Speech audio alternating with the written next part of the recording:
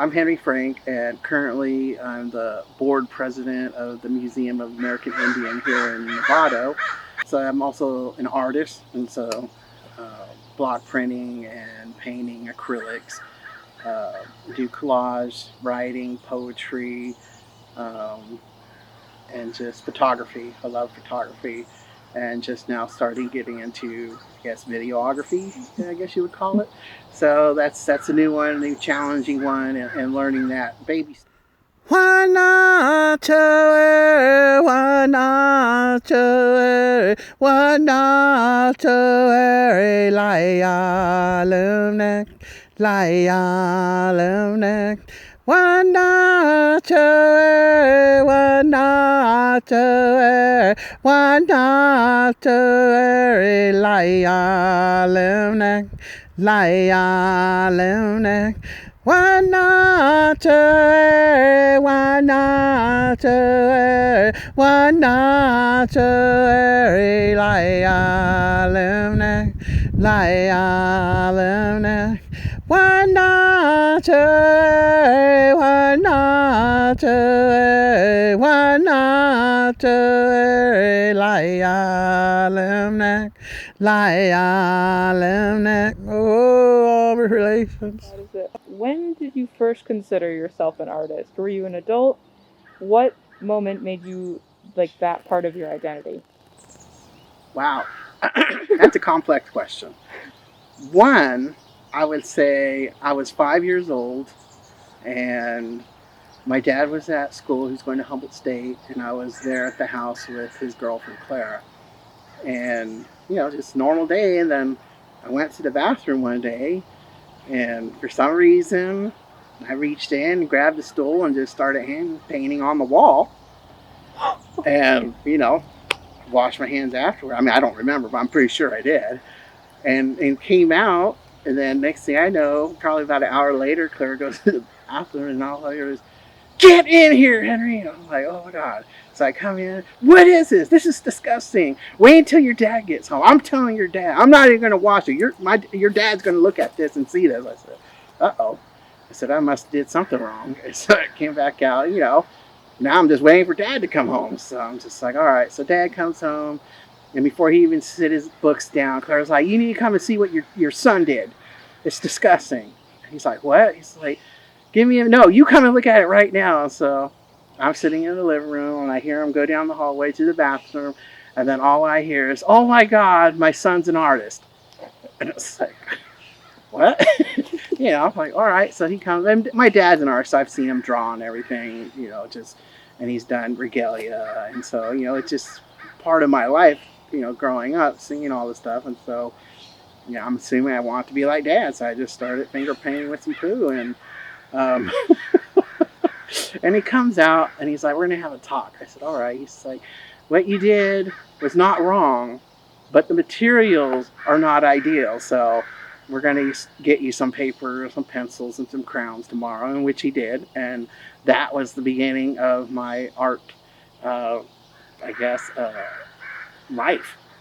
And so through the years, I was drawing my GI Joes and Transformers, and then later on, I was doing graffiti, but not those like those crazy ones you see on the side of buildings, and like the real intricate like gang ones. I just put names up and just add a little paint to it, and then got into county jail, and I started hustling by making stationery of Bugs Bunny and the Lion King or whatever it was, and just selling it on the tier for some soups and stuff.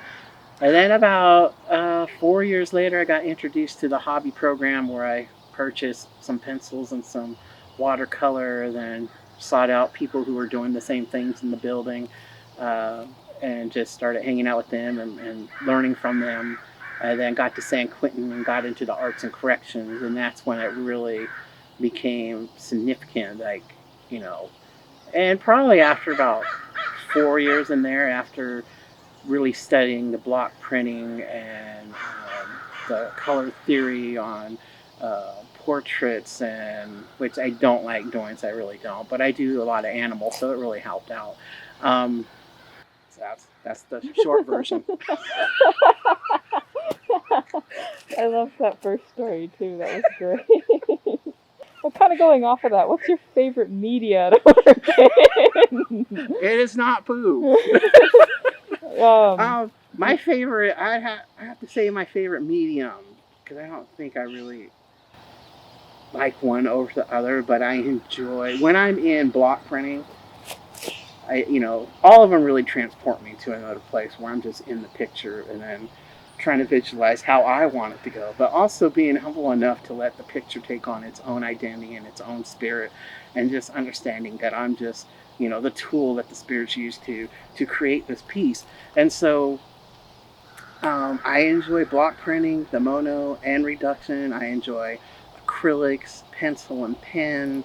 I love doing gourd art, and I was started off with my friend Carol. We did a collaboration and started doing these gourd pieces, and that we would enter in the fair, and we won a lot of prizes doing that. And now that she passed away, I continued going solo, and just connects me, and it's just really fun to do and just challenges me. So my next piece is going to be a Black Widow, and then I'm going to have one of those silver hoops and then do a whole dream catcher and then attach the spider to the piece itself. And so I'm looking forward to that. That's exciting.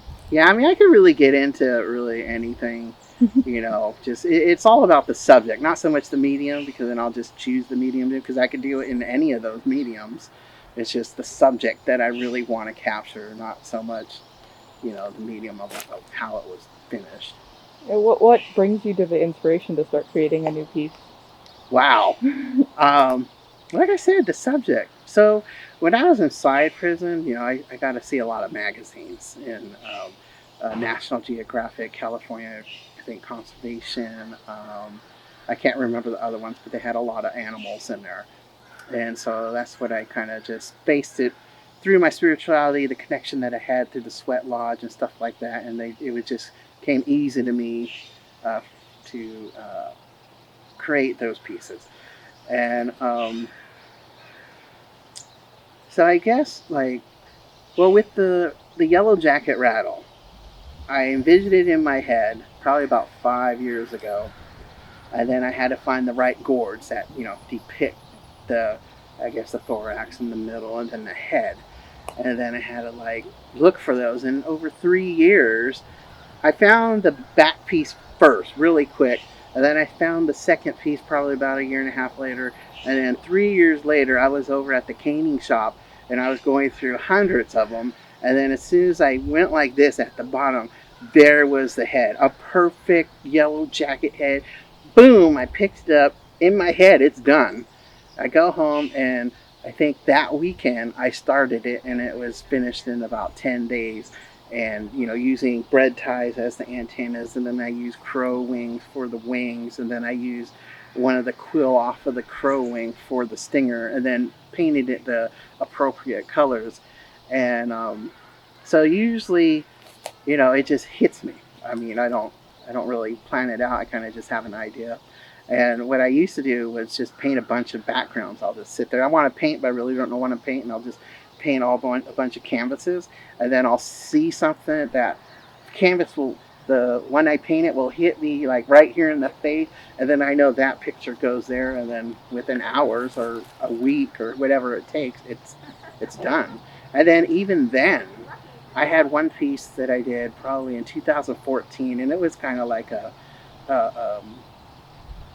just, oh, what is the word, abstract. I was like, let me try some abstract. I see people selling $100,000 for just throwing a handprint on a white canvas. Let me try something. And I put it out there, not really accepted, and then I threw some geometrical designs on it, circles, squares, and lines and stuff like that. And then about 2 years, so again, another 5 year period, then I threw a crow on one, a deer on the other with some basket design, and then boom, they sold that summer at the first show that I went to. So it just takes time and patience, not giving up on a painting, and just let it really develop itself. How does your native heritage play a big role in your art? Oh, huge, huge. I mean, that's what I do. I just do the animals that have helped me out through my life, or helped out one of my family members or one of my brothers. And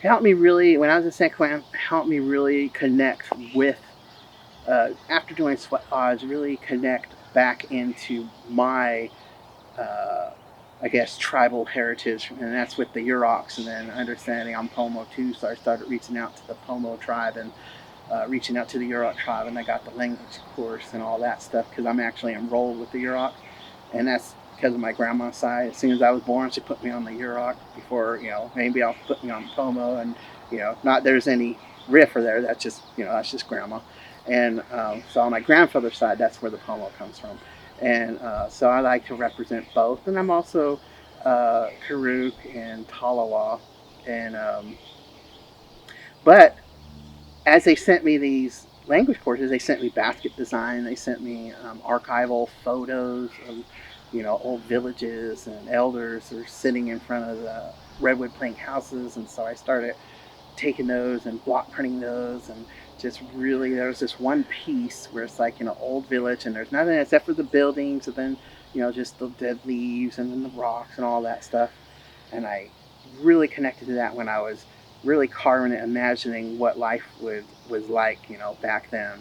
Just basically just being with nature and just being with, your relatives and your tribe, and not having all these other distractions. And even in prison, there was distractions. So, just imagining, and now just thinking about it, just like, wow, it was just, I don't want to say simple life, but it was definitely a more focused life on the environment and the people around you and yourself, and the survival. And what was cool was I went to the museum, the Clark Museum in Eureka, and I went with my mom, and they have a Native American section, Hupon Yurok, and we go in there, and that picture that I used in this block printing was a huge blow up photo of that piece on the wall, and I was like, hey, and I got a picture of it on my phone, but within it I have the village, and then I have myself holding my drum and my rattle with my regalia, and then like these white deerskin, dance poles with the deerskins on them, and then a moon, and then an entire sky, that I hit with like a paper clip, and just, make sure that they showed. And it's just like, bam, it reminded me of being in the Sweat Lodge with that fire. And with that fire, that is the same fire that's in any Sweat Lodge that ever was ran, that is ran today, that will ever be ran. It's the same fire, it's the same, spirits, it's the same earth, everything's connected. And so it's just like, wow, art does that for people. Art does that for me. That even though I might die, my artwork will still be around. I don't know if it'll be in a museum, but it'll be around somewhere. Somebody will have an image of it, and just, kind of find out, like I do, like what was they going through at that time in their life in that period. And so it's just a real connection. So it really did bring, I guess, my pride and my self-identity to the surface, being a Native American human being. And I know I'm a man, but it's the same thing for a woman. And there's a lot of things get mixed up in there, but bottom line, spiritually, we're all the same. Wana choe, wana choe, wana choe, laya lumnek, laya lumnek. Wana choe, wana choe, wana choe, laya lumnek, laya.